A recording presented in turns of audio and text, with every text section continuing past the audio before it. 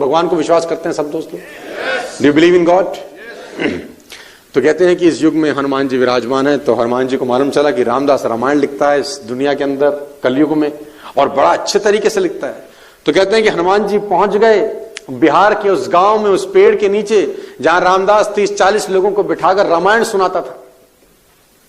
तो हनुमान जी भी कहते हैं कंबल अंबल लेके बैठ गए। अब रामदास रामायण की चौपाइयां गा रहा है। आज के हिसाब से हनुमान जी को रस पैदा हो रहा है, स्मृतियां दौड़ रही हैं, वही सब आंखों के सामने प्रतिबिंब घूम रहे हैं।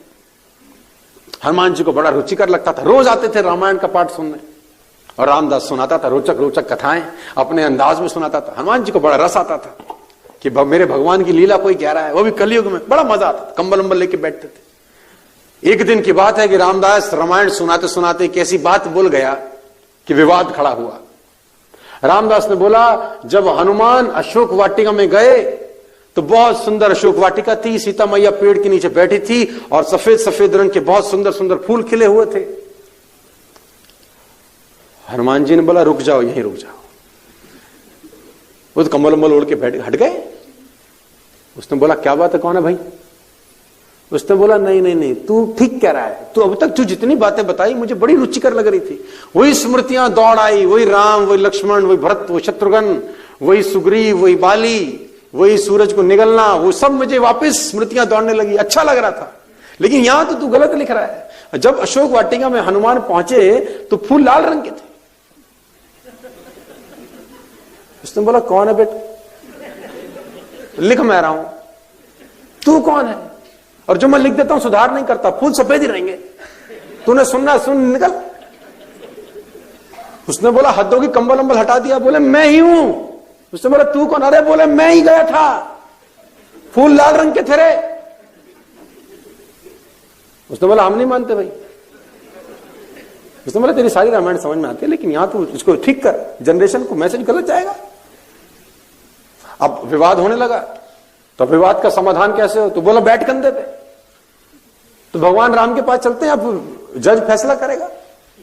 तो हनुमान ने कंधे बिठाया और राम के पास ले गए।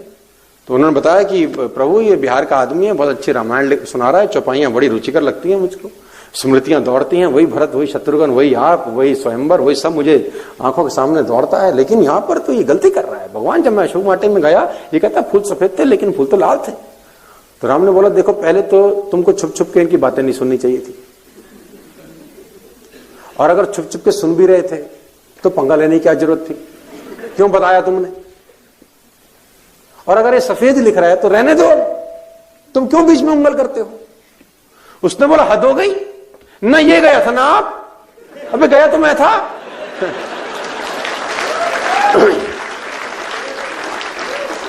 बोले, गया तो ना ये था ना आप? अरे लाल थे भगवान। उसने बोला, देखो, मैं कुछ नहीं बोलता, जो ये कह रहा है ये ठीक ही कह रहा है। उसने बोला, नहीं नहीं, लाल थे। उसने बोला, अब निवारण कैसे होगा? बोला, मां के पास चलो, वो 1 साल वहीं थी, बैठ कंधे। तो रामदास फिर कंधे बैठा, मां के पास ले गए। बोले, सीता मैया, ये रामदास है, ये रामायण लिखता है, बड़े अच्छे तरीके से सुना रहा है, मैं रोज जाता हूं सुनने, और रुचिकर लगती हैं बातें, स्मृतियां दौड़ती हैं, लेकिन आज अड़ंगा खड़ा कर दिया इसने। मैं आपसे जब मिलने आया तो फूल तो ये कह रहा सफेद रंग के थे, लेकिन मां, फूल तो लाल थे। तो मां ने बोला, हनुमान सफेद लिख रहा है तो रहने दो, तुम क्यों अड़ंगा डालते हो? उसने बोला, लेकिन मां, ये तो बात तो गलत कर रहा है। उसने बोला, देखो, तू तो 1 दिन के लिए आया था, मैं तो 1 साल थी, फूल सफेद थे। उसने बोला, नहीं मां, फूल लाल थे। मां ने कहा, हनुमान, तुम ठीक कहते हो, अपनी जगह तुम बिल्कुल ठीक हो। जब तुम लंका में आए अशोक वाटिका में मुझे मिलने, तो तुम्हारे भगवान की पत्नी को कोई हर लाया था, तुम विध्वंस करने को तैयार थे, मारने काटने को तैयार थे, आंखें खून में सनी हुई थी, इसलिए सफेद फूल भी तुमको उस दिन लाल नजर आए।